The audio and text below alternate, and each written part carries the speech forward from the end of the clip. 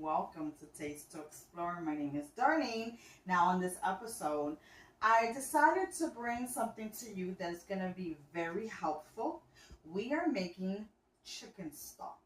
Now, this is a very helpful ingredient to have. It's so much better than buying this stuff from the supermarket, things that are already canned and inside a carton. You make it from scratch. You use wholesome ingredients, and it's gonna make your food taste so much better. So stick around as I walk over to the very few ingredients to get started. 2 teaspoons of whole black peppercorns. I have here 2 teaspoons of dry oregano. I have about 8 small little garlic cloves. I have 1 tablespoon of salt.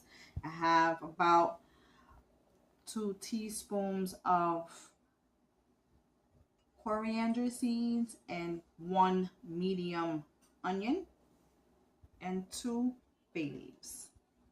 And then our chicken. Now, let me explain what kind of chicken I'm using here.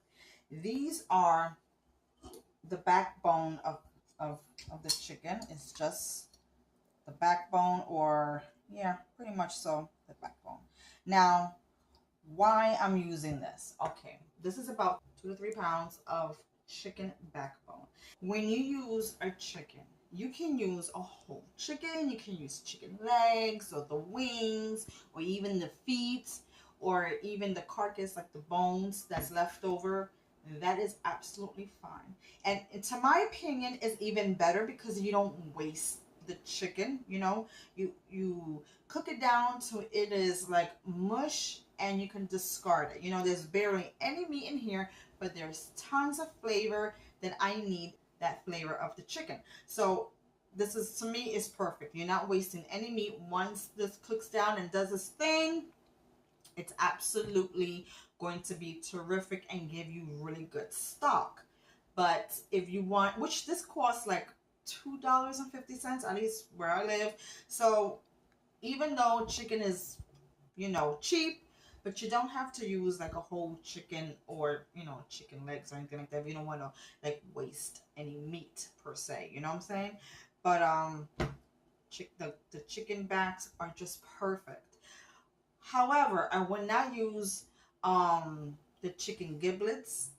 Totally change the way this would taste. I would never use the giblets. So now that you know my explanation, and now you can make it yourself, and you can use any part of the chicken that you like. So let's get on to it.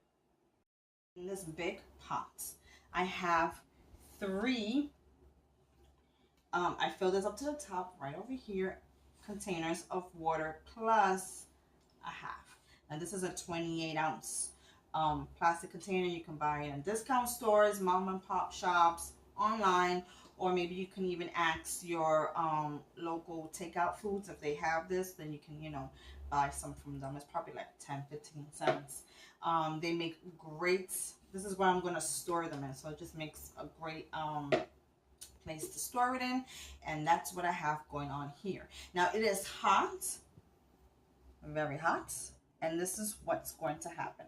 Now, after I cleaned my chicken, I left the skins on and the fats, all my chicken pieces in here, and now I'm gonna season it. Now, it is best to season this. I mean, you don't want it to taste like nothing, even though it's gonna have a strong chicken flavor, but season it a little bit. Even though I don't want to be like a soup, so it's not really strong in flavors, but it's just gonna give us some flavor. 2 bay leaves and my onion.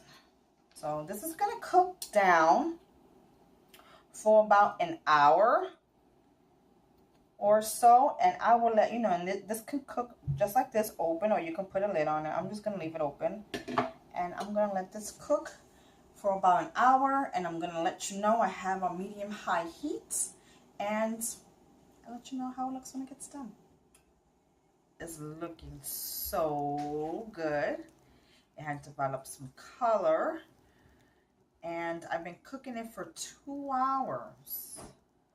Right now I can stop or I can leave it longer, but I choose to stop now. But you can certainly leave it for 3 or 4 hours if you want. It's gonna actually intensify the flavors, but 2 hours was good enough for me. I know I said 1 hour, but I decided 2. So what I'm gonna do now, you could do one of 2 things. I have a large bowl with something to catch, and what I'm gonna do is that's just gonna catch all the chicken and seasonings that we put in here, and it's a great way just to, like, you know, separate the two, because our chicken and seasonings has done its job. Or you can use a slotted spoon, but this is gonna pick up everything anyway.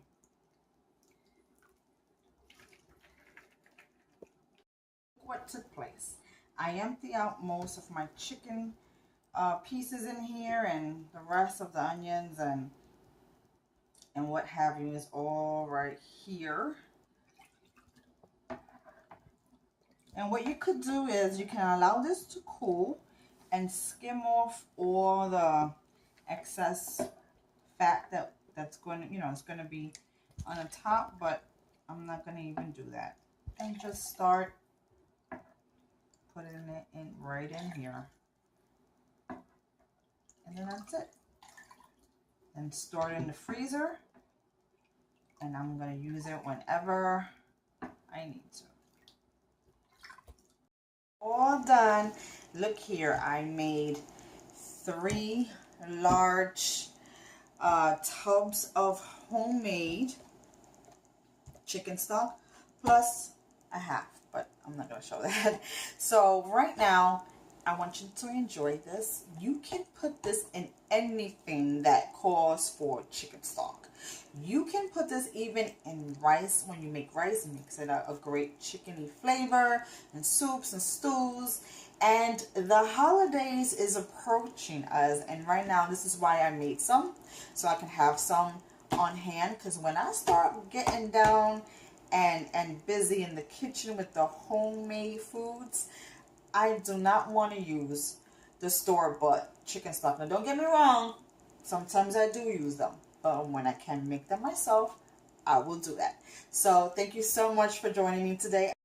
And you realize how easy it is, and then store some in your freezer. They stay really long in the freezer, and you're gonna enjoy it. So thank you so much for joining me today. I'll see you next time. Bye bye.